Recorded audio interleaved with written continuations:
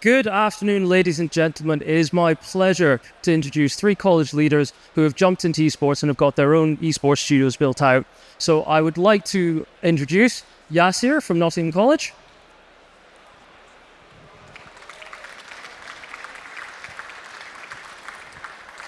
And we've got Connaire. Brilliant. And last but not least, we have Martin.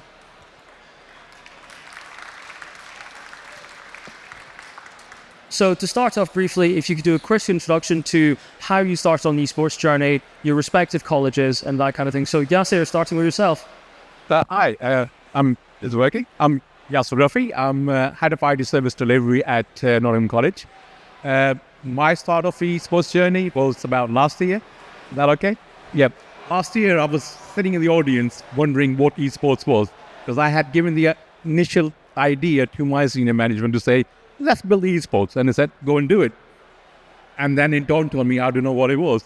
So last year, I was here about talking to every single person I could to gain knowledge of what esports was. And it was much more than I thought it was. So I took that back, went back to the college, pulled it together, and here I am talking about it to say what an amazing thing this is. Well, Connaire? Yeah, so hi, I'm Connaire. Obviously, I look like a student at times. 10 years ago, I was one. Now I'm teaching at the BTEC NSCG, so that's Newcastle and Stafford Colleges group. So Stafford, Newcastle and Lyme. Working with both their athletes, I manage the teams. We've had 2 national championships in the last 3 years I've been there, and helping develop the course in a way which truly supports the students with the challenges of today, not the challenges of 10 years when I was a student. Thank you. And last but not least, Martin. Hi there, my name is Martin. I'm from St Vincent College down near Portsmouth, and our journey started with our special educational needs provision, where we introduced esports to a bunch of learners that were on the autistic spectrum or had learning difficulties or disabilities, and our journey progressed from there. Fantastic, thank you very much. And I'm privileged to be joined on stage today, so thank you very much. So to start off with, each of you are involved in esports in your respective colleges. Can you give me a brief on what the biggest challenges you faced when it comes to launching esports and what you've learned on how to overcome them? So, Yasir, I think you had a point you want to talk about on this? Yeah, sure. We all might agree from education point of view. One of the initial thing is we need to get your senior management on board with you. So that's one big challenge. If they're not on board, you can't go anywhere. Your space is premium. So unless you're making up a brand new building, you go to find a space on site, then you need to get all the curriculum, all the states and everyone else as a stakeholder on board. And this is internal only. You need to look at your external partners. There's so much technology out there. Which one is best for you? Who do you want to partner with? And make it all come together as one, and also running like a project to see what works. Attention to detail, that's exactly what you do. But yeah, these are the big challenges which you need to think about when you're starting a journey. Did you see any challenges coming from senior management pushing back and saying, we're not interested in this? What did you need to overcome that? How did you generate that buy-in internally? Nothing as a pushback, but you need to show them the value. From Nottingham College, we're always looking at skills for tomorrow. We had done immersive room, we had done VR set, and the next set naturally was esports. And you need to, when you're selling the item, you need to talk about the benefits and what else is happening. It's not just gaming, what other skill factors you bring in, cross-discipline, across different faculties. And that kind of sell for yourself. So you got to highlight that. Otherwise, they might just say you want to play games in a room and you can do that at home. Exactly, and it's understanding the difference between what is esports. It's not just playing games, it's everything else around that. I think you had a point on this as well. Yeah, I have to completely agree. Esports value, especially in education, is not esports. That's a really good interest and almost a selling point to the new students, making sure they can connect with the content and connect with the skills in something they already understand. And we're using it as a catalyst to help them gain those skills. I'm fully aware, being in the esports industry and doing some work in it, I'm in education because there's sustainability here. Esports still sometimes lacks that. So the skills we're giving them are going to be supportive in all of the industries they go on to, all of the courses they go on to, whether it's university or any workplace they could step into as soon as they finished and done their time with us. So it's all skills, and esports is just the catalyst to help with that. And that's where the lack of understanding sits. I've been down at the Chambers of Commerce speaking to employers from round about the Kent area, and you see when we first go into that round to when we leave, the understanding of the skills generated through esports is like night and day. Where such as Vodafone came in with no understanding and left knowing that they've got people they're not utilising that have skills generated in esports. So it's not necessarily just in education, it spreads out potentially through their entire lives developing these skills. Martin, have you got anything to add? Yeah, I mean, we didn't have any pushbacks when we were initiating it. Really, I think the key thing for us was making sure that parents were on board of what we were trying to bring into the college. And I think when you actually sit down and have those initial discussions with parents, they are really on board with it. We actually brought parents in to the college and gave them a bit of a parents' evening for themselves. So we didn't invite any of the students in, just those that were actually applying to the college. And all the parents of those that were applying to the college, and they came in, had a chat with us, learned about the skills, behaviours, everything they were going to be, learning from that for their child, and they were really on board with it. So yeah, it's about that understanding. Getting the parents on board is a very key matter to accomplish. Brilliant, thank you very much. So as for question 2, as with many IT projects, ultimately success comes down to good partnerships and collaboration. Which would you say have been most critical in your journey, which people may not have considered? Warren, I think you've got a good point on this. Yeah, we were very fortunate to be able to partner with Dell Technologies from the get-go when we introduced Level 3, the Level 3 BTEC. And it wasn't just the hardware. The hardware was a big part of it, and it really helped us create the space, utilise what we had. But one of the other partnerships, one of the other things that came from that partnership, which we were quite fortunate with, was the publicity as well. Dell really started shouting about what esports was doing, not just in the professional sector, but actually in the education sector, and helping these students learn what skills they need to take further and transfer them onto other areas as well. So it wasn't just the esports industry. They were showing the students how they can take it further to the media industry, to business, to IT, all these kind of areas. And the publicity that we had with Dell wasn't just a case of here's some hardware, here's this is the tech you're going to use. It was really helping us sell it to parents, to all those others that are coming in looking at what esports is and how they can get it in their provision. Yeah, so you've got running that at the moment. We're putting together a case study around about Nottingham College, which the studio you've got is absolutely beautiful, and that's being almost advertised and marketed to the students that will be coming to your next set of curriculum. Have you seen students that might not have came to Nottingham before with more interest in the college now that you've got the esports studio? I mean, when we launched, we actually launched in September. We finished building end of August. I had curriculum lined up, and we launched it in September with a capacity of 19-20 desks for level 2, level 3. We were full. And it all came down to talking about esports, getting it out, talking about in your open days, shouting out. And for the next cohort, already we have a waiting list, and now we are like selecting. It has been an amazing interest in there. I totally agree. You need to tell people what it is about, what you're doing, what cross-functional skills they're learning. Is this finance, running an event like this? All of that can come from that one course. And the passion behind it's massive. I mean, we were speaking earlier around about the passion that comes from the students. Is they could be introverts, they could be reserved students that don't necessarily move outside of the box, they stay within the people they talk to. But inside the esports course, they need those communication skills, and we were specific earlier, and that just jumps up so much. And you've got a couple examples of that as well. Yeah, completely. So we've had a lot of students come in who they didn't feel comfortable at school. I think that's the only way to put it. It's probably not the right environment for them. But you put 15, 18, 20 of these students together with that common interest and that shared and a bit of a safe space as well for them. And we've really had like level 2 groups blossom and become this massive friendship group and develop skills along the way. Like our first level 2 cohort had just come into the last 4 months of the level 3 now. So 3 full years with us. It's incredible what we've seen and how much they've come out of their shell and the individuals they've become over the last couple of years. It's been incredible.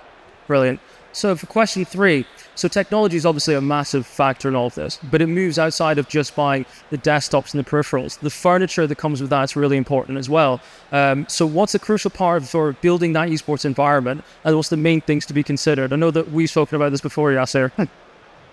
It's interesting, isn't it? Because all the elements, the room, the lighting, the walls, the furniture comes together. One of the key things which I learned when I was putting it together is like, should we have round desks? They might look good. But soon when I was talking to curriculum and talking to real gamers, they were like, no, round desks is a disaster because when you're playing game, your mouse doesn't fall off. So, you learn something new. And based on that, we developed the furniture which works with the maximum. We put corners on there. And not only that, we made sure the lighting of that works with the rest of the room. That complements the technology. The hardware you put in, all of that needs to come together and work that you want to go in there. Yeah. You want to get out of the bed and go into the college because you're keen to learn. Yeah. And it's attractive as well. When you look at the way the furniture design, the rooms design, it doesn't just look like in the IT suite. You walk in and it's the same technology that's being used to compete around about the world. So the champions that you see, they've got these massive prize pools. The students are using the same technology with the same environment that they see on stage. I mean, you got to make it unique. It's the same products, but you can make it work for you. You can get it together yourself. I mean, I look at it now and I'm thinking, I don't have that in college. I wish I could. I almost register myself to go to the course. But yeah, it is changing. It's rapidly changing. Yeah. And like you say about the food, you feast with your eyes. Yes. When you're going for open days, your parents, your candidates are feasting with the eyes before they get to know what else you have there to offer. Yeah. Connor, I think you've got one around with furniture too. Yeah, I've got a little bit. Obviously, the environment, making it as industry replicant as possible, always amazing. But also one thing we see a lot on LinkedIn, on social media, they've got new suites and they look amazing. Don't be intimidated by that either. You don't really need much to start. You need someone who can handle a bit of games, a couple of PCs, a little bit of space for a club, and you can start with that. And then when you can scale up and you've got the space, that's amazing. But it's also little things like, think about how much space the chairs take up. Because that's something we figured out with some of the nicer chairs that take up a lot of space. It's great for me to have one in my office, but not quite as much to have 20 in a classroom. So little things like that, and making sure once you start to scale level 2, level 3, level 4, level 5 now being developed, make sure that what you have reflects that. One monitor is great, looking at 2 becomes industry standard for streaming, video production, little things like that.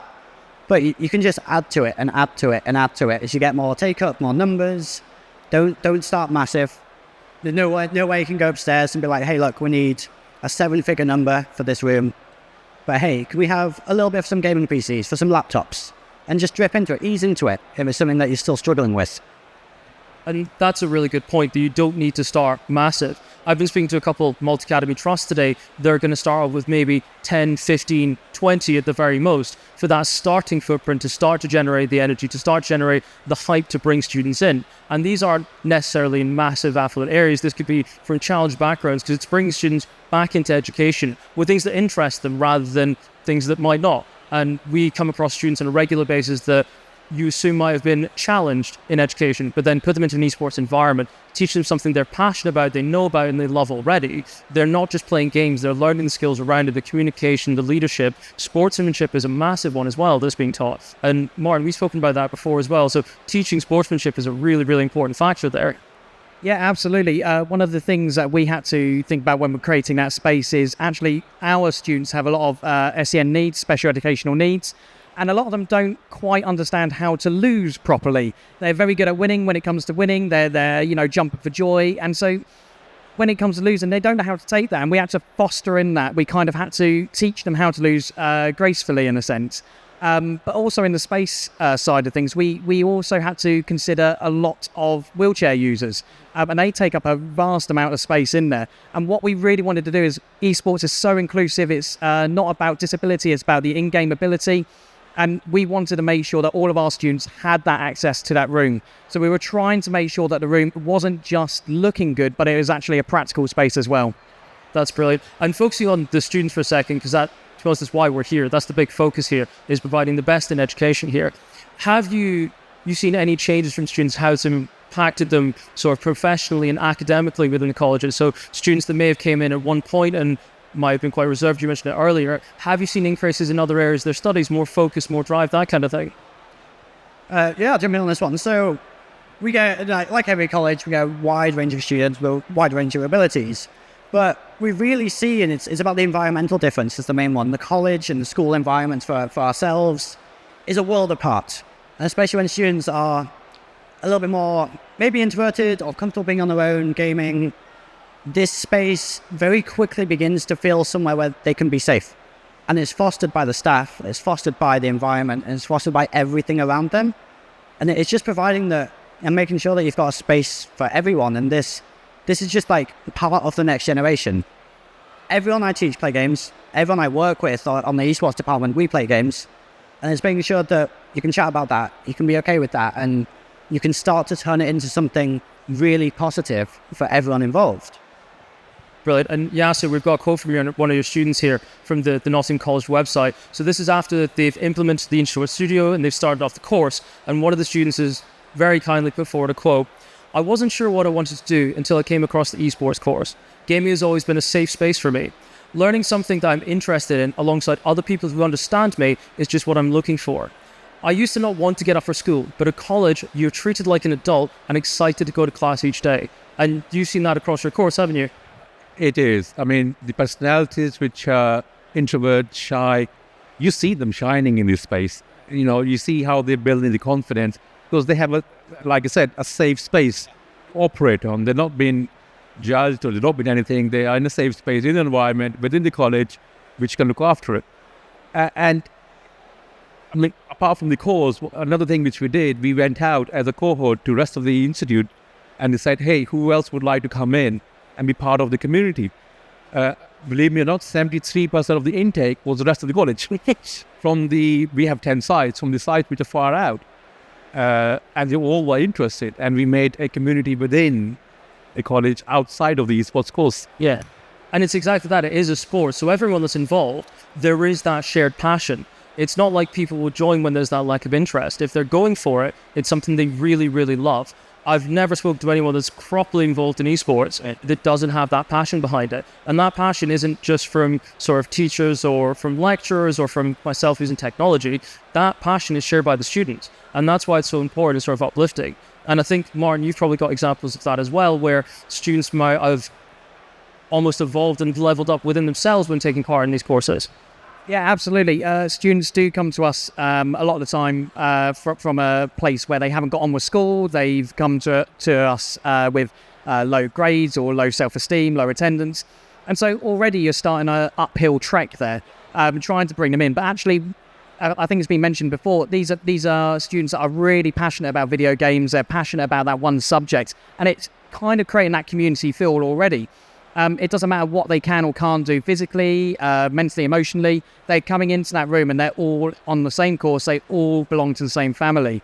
And I think that's what's really unique about esports. Everyone has a very similar kind of story to them, to the people around them. One of the things that we did find when we started the course was a lot of the students lacked that confidence. That was the biggest thing that we had to overcome. So presentations, that was really difficult for students to stand up and do.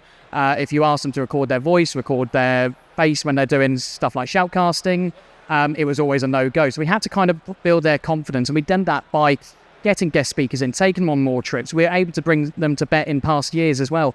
We've got Dell in before, who have really given them a great idea of what bet is, how they can go further with it in their career in terms of presenting, learning that confidence. And so that's really come along in the last few years with students. And now actually the students are leaving college, going off to university and telling all their friends about how good esports was for them. Yeah, and there'll be students there that you've looked at and gone, you've definitely got the skill, but they're too either shy or introverted or reserved. And then once they start, that confidence builds up, and all of a sudden they're taking off, and there's just no way of stopping them, which I think is probably one of the best things that you've all seen. And on the competitive aspect, because obviously we've got the esports going on at the moment, so from the competitive point, how do you balance that side with the educational mission of the college? So how do you balance esports as a sport, because it is athletes that you've got playing, with the actual educational part of the courses? Connaire, do you want to start? Yeah, so I understand that not all colleges will be like this, but I'm very lucky where we are that it falls under our Academy of Sport. So it's exactly the same for the staff members, so myself, Liam, and everyone else, as it is for the students. And it's on that mutual respect as an athlete representing the college. So there's a bit of an induction, an introduction to the teams, the process. There's scouting, again, email which gets sent out to our 6,000, I think it is, student members. Yeah, it's a tough task. It's a big task. But everyone in there is there for the same reason, to compete, to explore what they can do, and there's no restrictions to it. That email, like I said, goes to our 6,000 cohort. That's not our students. That is across 2 sites, 2 campuses, every course, every level, level 1, foundation, level 4, level 5. And it's that, bringing people together. And a lot of it, we see friend groups and people interacting with other areas of the college that if they weren't on the team, they wouldn't have to be doing. And it very much, it mirrors our sports structure. It works for us. And it's not always going to work for every college or like every institution out there. And you will have to explore what works and revise it, and year on year, take a little bit more time. But it's that balance, it's enrichment, it's an extra. And with that respect comes, hey, if your attendance is dropping, you need work to do, that is always number 1 priority. So the students we've got down with us today, they're great on the academic side, they're doing what they can do there. So they're down with us today representing us and an experience for themselves as well. I'm not sure if you guys have similar. Yeah, so we introduced at the beginning of last academic year a contract that all of our players had to sign in order to compete in the British Esports Student Champs, and it worked phenomenally well. We saw a rise in attendance, we saw a rise in workload, work ethic. The students really took to it, and we treated them like professional athletes. We gave them that contract and stated in there they needed to have, I think we put something like 95% attendance. If it dipped below that, they would have a review with either their coach or myself. We put in stipulations like any toxicity as well, because that's obviously something you've got to combat. There is toxicity in these games. You can't avoid that, but you do need to combat that. Any toxicity at all, again, is going to be, telling off. We're going to have that discussion. And when you give them contracts, they read through it, and they went through with a fine tooth comb, really, because they were having a look through, picked out certain elements that they disagreed with or maybe wanted to discuss more. But inevitably, they all signed it, and they're now playing in the Student Champs, and our attendance is the best in the college. So it does work. And I think if you make sure that you've got that kind of foundation in place, then it will support the students. Yeah, and Yasir, I'm guessing you've seen that as well. So with the course launching in September, how have you seen that balance between the education and the academic side and fitting into the course? I mean, one of the key elements, I'm putting a project management hat on, you got to take your curriculum, stakeholder, staff with you on a journey when you're building these things. There's no point of building something which looks amazing, but it doesn't work. So that's exactly what we did. We got them involved right from the start. They built the curriculum based on that. They knew what else we have in the college, how we can complement other things. And as part of that, you go to train them, you go to deliver them, you go to give them the tools. Yes, put the tools in, but you need to teach them how to use them, because it's a new bit, different way of doing things. So you got to do all of that as one to have a success. Curriculum comes first. Yes, like tech can make it look good, but you can't sustain it. So you need to empower your teachers, give them the confidence, run it through with that, and that is the key for it. Perfect. I just want to say thank you again today for joining me on the panel. Unfortunately, time's up. I think all 3 of us could talk all day if we were given the time. So if you could please give a round of applause to the wonderful panel members.